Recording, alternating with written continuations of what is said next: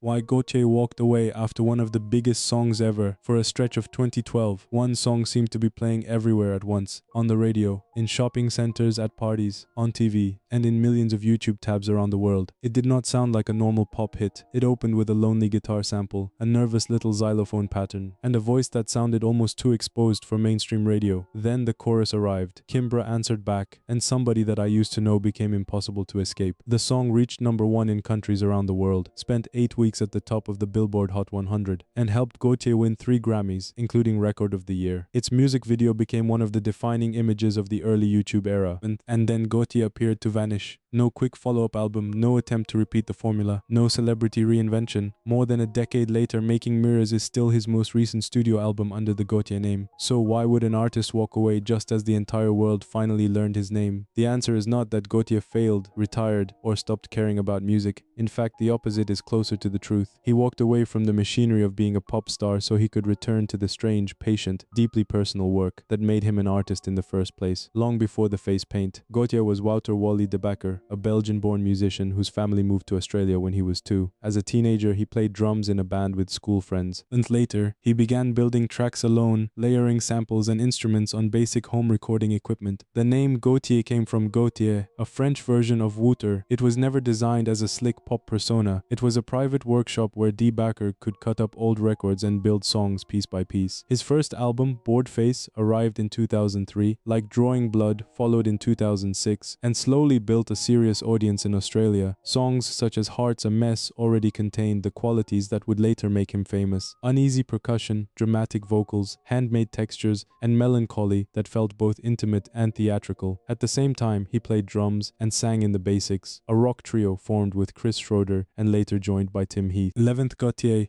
let him obsess over recordings alone. The Basics let him play directly with friends. That balance tells us something important. Wally de Backer did not spend years trying to become a celebrity, he spent them trying to remain curious.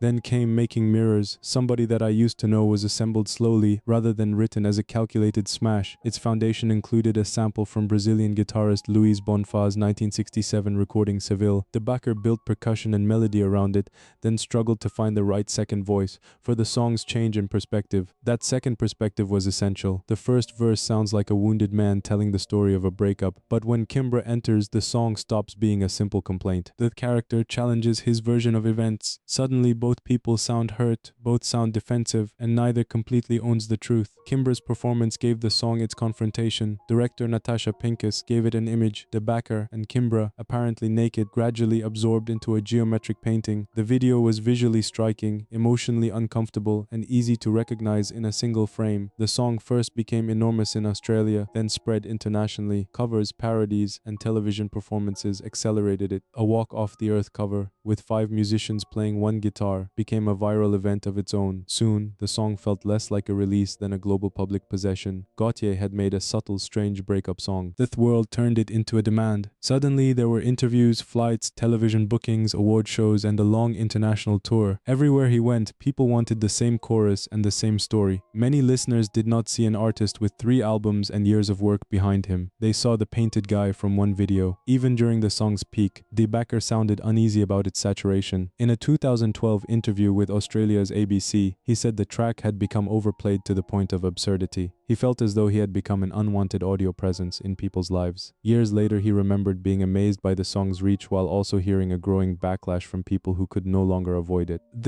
That is the strange trap of a once-in-a-generation hit. Success does not simply give the creator a larger audience, it can reduce the creator to the one thing that audience recognizes. The industry's obvious plan was to move quickly and sell the next Somebody That I Used to Know, but De Backer followed sounds rather than schedules. He cared more about discovery than maintaining a brand. So after touring Making Mirrors, he did not race back with a copy of the hit. He stepped sideways. This is where the popular version of the story gets it wrong. Gotye did not disappear from music. Wally de Backer simply stopped behaving like a mainstream solo star. He returned to the basics. The group released The Lucky Country, the 2015 album The Age of Entitlement, and played live again. Debacker could be the drummer in a three-piece instead of the face of a global phenomenon. He also became absorbed in a very different mission, preserving the history of an almost forgotten electronic instrument called the ondioline. Invented in France in the 1940s, the ondioline produced an extraordinary range of expressive electronic sounds. Debacker became fascinated by the instrument and Jean-Jacques Perret, one of its pioneering performers. He met Perret, archived recordings, restored vintage instruments, and created the ondioline orchestra. After Perret's death in 2016, Debacker launched Forgotten Futures. The label's first release collected rare and previously unheard Perret recordings. The Gotye was using the freedom created by success to rescue music that might otherwise have been lost. He also chose not to place standard advertising on his official YouTube videos. This is sometimes exaggerated into a claim that he earned nothing from the song, which is false. Music generates income in several ways, but the decision still reveals his priorities. Not every piece of attention had to be squeezed for maximum profit. This was not a man who stopped loving music, it was a man who rejected the idea that success must always mean a bigger campaign, another hit and more visibility. There is another important detail. Debacker has repeatedly worked on new Gotye music after making Mirrors. He described experiments for another record connected to electronic music pioneers. And in 2018, he played an unfinished piece intended for the next Gotye album, but no release date followed. For fans, that can be frustrating. For Debacker, it may simply be consistent. Making Mirrors arrived 5 years after Like Drawing Blood. His songs grew through slow experiments, discarded versions, unusual samples, and obsessive arrangement. Once career pressure disappeared, there was even less reason to release work before it felt right. So did the success of Somebody That I Used to Know cause him to walk away? Not in the dramatic sense. There was no public breakdown and no single moment when he angrily abandoned the Gotye name. The truth is quieter. The hit exposed a mismatch between the career the industry could offer him and the life he actually wanted. The fame wanted repetition, he wanted experimentation. The market wanted Gotye, the recognizable character. He wanted the freedom to be Wally, drummer, collector, archivist, collaborator, and musical tinkerer. The world asked, "What is your next hit?" He became interested in a fragile electronic keyboard from the 1940s. As of 2026, Gotye has not released a fourth solo studio album. His official website has recently pointed fans toward news about vinyl reissues of his back catalog, but it does not announce a completed new record. The Basics retired from regular touring in 2021, while leaving open the possibility of more studio work, and yet his biggest song has never really gone away. And in 2025, a new generation heard its unmistakable instrumental shape through Gotye's hit Anxiety, which prominently sampled Somebody That I Used to Know. More than a decade after Gotye stepped out of the spotlight, the sound he created returned to pop culture without requiring him to return with it. That may be the most fitting ending possible. Gotye is often described as a one-hit wonder, but that label measures only one kind of ambition. It assumes the goal is to stay famous for as long as possible. Debacker seems to have measured success differently. Make the work you want, protect your independence, follow your curiosity, and leave when the machine begins deciding who you are. He did not fail to produce a second global phenomenon. 11th, he chose not to spend the rest of his life chasing the first one, and maybe Gotye did not disappear at all. Maybe the pop star became somebody that Wally Debacker used to know. What do you think? Should Gotye finally release another album, or did he make the perfect decision by walking away at the top? Tell us in the comments and subscribe to Where Are They for more stories about the stars who vanished from the spotlight, but never truly stopped creating.